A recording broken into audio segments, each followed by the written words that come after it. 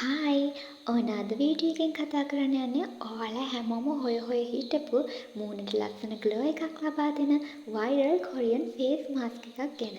ඉතින් මේ මාස්ක් එක නම් චුට්ටක් වෙනස් හරිම ලේසි. මේ වගේ වීඩියෝ වලට ගෙනල්ලා දෙන රුවිචාන channel එක subscribe කරලා ඊට එහා පැත්තෙන් තියෙන bell button එකත් click කරන්න අමතක කරන්න එපා. වීඩියෝ එක අවසානයේ like එකක් තියන්න.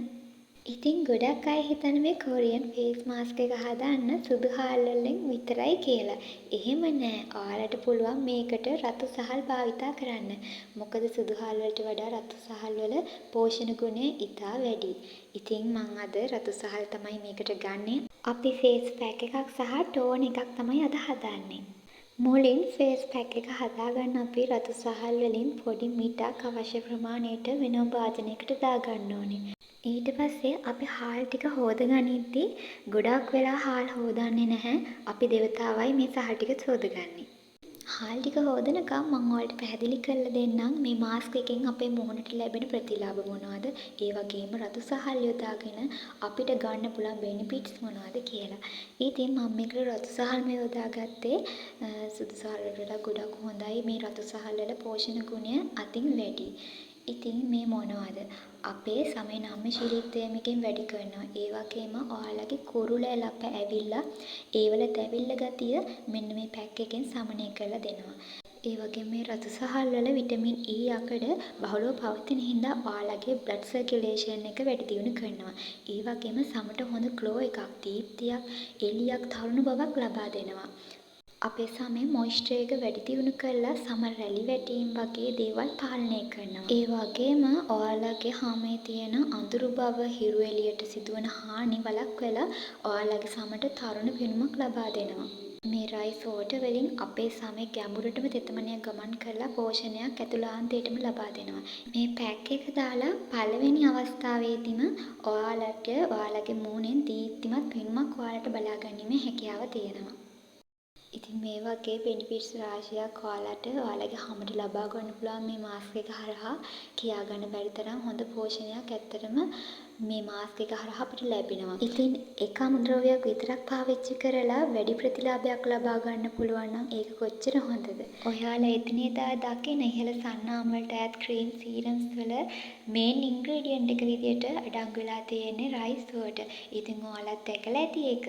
අද ඉඳන් ඔයාලට පුළුවන් වැඩි මුදලක් වැය කරන්නේ නැතුව ගෙදරදීම මේ ආකාරයට පහසුවෙන් ඔයාලට රයිස් වෝටර් වල තියෙන පෝෂණ ගුණය කෙලින්ම ඔයාලගේ සමට මේ ෆේස් මාස්ක් එක හරහා ලබා ගන්න. හරි. දැන් අපි ඒ විදියට හාල් එක දෙවතාවක් හොදගෙන මේ හාල් එකට වතුර එකතු කරගන්න ඕනේ. අපි මේ හාල් එක රැයක් පුරාවට තියාගන්න පුළුවන් නම් වඩාත් හොඳයි. එහෙමත් නැත්නම් පැය දෙකක් තුනක් වහලා පැත්තකින් තියාගන්න. අපි මේ වගේ ස්ප්‍රේ බෝටල් එකක් මං ගත්ත ටෝන් එකට. ඔයාලට ඒ වගේ බෝටලයක් නැත්නම් නෝමල් බෝටල් එකක් වුණත් ගන්න පුළුවන්. ඉතින් මේ තියෙන්නේ මම රැයක් පුරා තියාගත්තු සහල් වතුර එක. ඉතින් මම බත් එක හදාගන්න මේ වතුරයි සහලුයි වෙනම භාජනයකට දාගන්නවා පිසින්න. ඒත් එක්කම වතුර ටිකක් වෙනම මේ සුදු පාට භාජනයට මම වෙන් කරලා පැත්තකින් තියාගන්නවා. අපිට ඒක ඉස්සරහට ඕන වෙනවා. ඒක ඉතින් වහලා එහෙම පැත්තකින් තියාගෙන අපි යමු දැන් බත් එක පිසින්න. ඔයාලා මද ගින්දරේ තමයි මේක පිසින්න ඕන. වතුර මදි කියලා හිතනනම් ඔයාලා දැන් වතුර ටිකක් එකතු කරගන්න වැඩිපුර. මම මේකට වතුර ටිකක් තව වැඩිපුර ප්‍රමාණයක් එකතු කරගන්නවා. මොකද බත් එකේ දෙද්දි වතුර ටික බහින හින්දා. ඊට පස්සේ මේක පිසීගෙන එද්දී පෙන මතු වෙනවා. ඒ පෙන හක දාන්න නැතුව ඒකටම අල්ලලා තියාගන්න. ඊට පස්සේ ලිප් ඔෆ් කරලා ඉක්මනින් වතුර ටික වෙන භාජනයකට අයින් කරගන්න ඕනි. ඔයාලට පුළුවන් මේක පෙරාගනිද්දි ගොඩක් භාවිතා කරන්න. ඊට පස්සේ අපි වතුර ටික වෙනමයි බත් ටික වෙනමයි පැත්තකින් තියාගන්නවා. ඊට පස්සේ අපි ටෝන් එක හදාගන්න අපි කලින් අයින් කරපු අමු සහල් වතුර ටිකත් මේ වතුර එකට එකතු කරලා මික්ස් කරගන්න ඕනේ. මේ තියෙන හාල් වතුර එක තමයි අපි ටෝන් එක විදියට පාවිච්චි කරන්නේ. ඉතින් මම මේකට හැන්දා පාවිච්චි කරනවා බෝතලයට දාගන්න අමාරු හින්දා. ඉතින් ඔයාලට පුළුවන් මේ ටෝන් එක සතියක් ෆ්‍රිජ් එකේ තියලා පාවිච්චි කරන්න. ඉතින් ඔයාලා දන්නවද ටෝන් එකෙන් අපේ මූණට සිද්ධ වෙන්නේ මොකක්ද කියලා? මේ ටෝන් එකෙන් අපේ මුහුණේ තියෙන සිදුරු තුලින් ඇතුළාන්තයටම ඒ දේවල් ගමන් කරලා සමට රැකවරණයක් ලබා දෙනවා. ඒ වගේම සමේ තෙතමනය පාලනය කරලා ඔයාලට හොඳ මොයිස්චර් එකක් මේ රයිස් වෝටර් එකෙන් ලබා ගන්න පුළුවන්. හරි ඔන්න අපි දැන් ඊළඟට හදාගන්න යන්නේ ෆේස් පැක් එක. ෆේස් පැක් එක හදාගන්න අපි පිසගත්ත බත් ටික බ්ලෙන්ඩ් කරගන්න තමයි යන්නේ. බ්ලෙන්ඩ් කරන එකෙන් අපි සොෆ්ට් ස්මූත් පේස්ට් එකක් හදාගන්න ඕනේ. එතකොට අපිට පාවිච්චි කරන්න හරිම ලේසියි. මම නම් බ්ලෙන්ඩ් කරගත්තේ 3 වතාවයි. ඒකෙන් හින්දා ගොඩාක් තුනී පේස්ට් එකක් මට ආවේ නැහැ. ඔයාලා පාවිච්චි කරද්දී සොෆ්ට් පේස්ට් එකක් එනකම් මේක බ්ලෙන්ඩ් කරගන්න. එතකොට ඔයාලට මේක මූණේ ගා ගන්න හරිම ලේසියි. ඒ වගේම මේ පේස්ට් එක ඔයාලට ෆ්‍රිජ් එකේ තියාගෙන දවස් 2ක් 3ක් වගේ තමයි තියාගන්න පුළුවන්. ඔයාලට මේ පේස්ට් එක හදාගෙන ඉදී එදිනෙදාට අවශ්‍ය ප්‍රමාණය විතරක් අරගෙන එදාට පාවිච්චි කරොතින් කල් තියාගන්නවට වඩා හොඳ රිසල්ට් එකක් ඔයාලට ගන්න පුළුවන්. ඒ වගේම මේ පේස්ට් එක යූස් කරද්දී ඔයාලා මේ ටික හොඳට මතක තියාගන්න ඕන. ඔයාලා මේක දවස් 2ක් 3ක් ෆ්‍රිජ් එකේ තියාගෙන යූස් කරන්න බලාපොරොත්තු වෙනවා නම් ඒ කරද්දී මේ පේස්ට් එක ගන්න වෙන්න බලන වතුර ප්‍රමාණය අඩු වෙලා. ඉතින් ආයෙ යූස් කරද්දී ඔයාලට පුළුවන් අර ටෝන් එකෙන් වැඩිපුර ටිකක් තියාගෙන මේකට එකතු කර කර ඔයාලගේ මූණේ ආලේප කරන්න. එහෙමත් නැත්නම් යෝගට් කර්ඩ් වගේ දෙයක් පාවිච්චි කරලා මික්ස් කරගෙන මීට වඩා හොඳ වැඩි මොයිස්චර් එකක් වැඩි රිසල්ට් එකක් ලබා ගන්න පුළුවන්.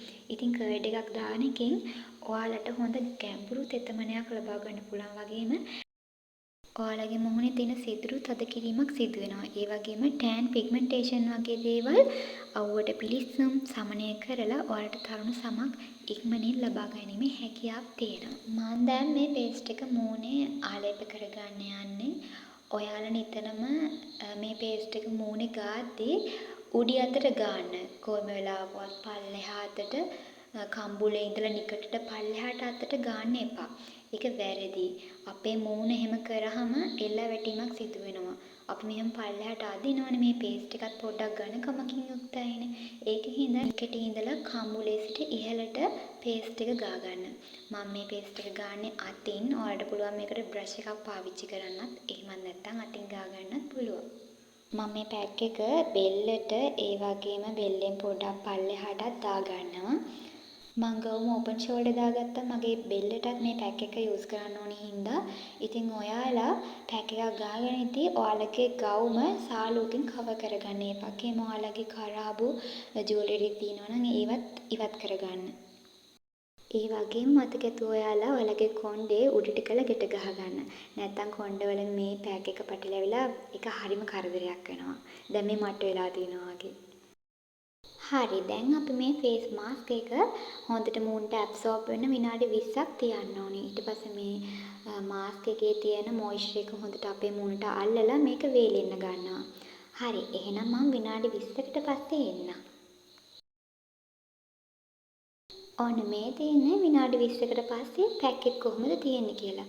ඉතින් දැන් නම් මේ පැක් එක හොඳටම වේලලා තින වලට බලා ගන්න පුළුවන්. මේ විදිහට හොඳට හැමට වේලෙන්න ඕන ගැලවිලා යන තරමට. ඉතින් මම කියලා දෙන්නම් ඔයාලට මේ වගේ ඝන පැක් එකක් කොහොමද වොෂ් කරලා අයින් කරගන්න කියලා. ඒක එහෙම නිකන් අයින් කරන්න බෑ. මේ විදිහට වතුර දාලා මූණ අතුල්ලන්න හොඳ නැහැ.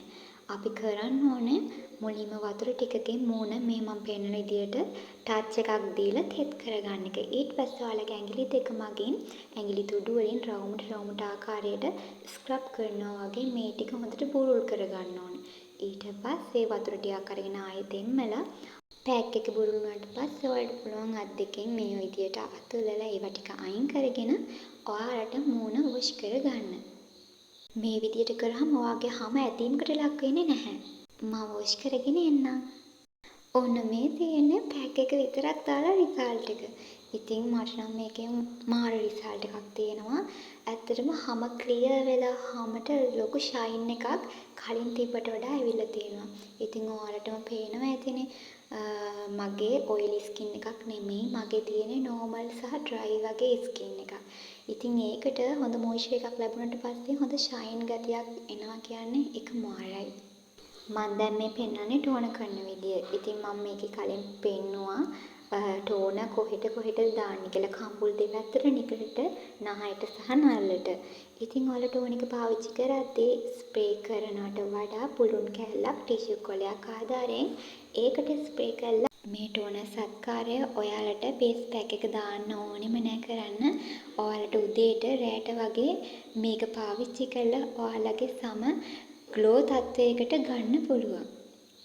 ටෝන කරාට පස්සේ මේ විදියට ඇඟිලි තුඩු වලින් ඔයාලා පොඩි වෙලාවක් ටැප් කරගන්න. ඉතින් මේ පේනවද ඔයාලටත් ග්ලාස් ස්කින් ටයිප් එකකට ස්කින් එක හදාගන්න ඕන නම් අනිවාර්යයෙන් මේක කරලා බලන්න. එහෙනම් මං අදට නවතිනවා. ගිහිල්ලා එන්න සුබ දවසක් ඔයාලට.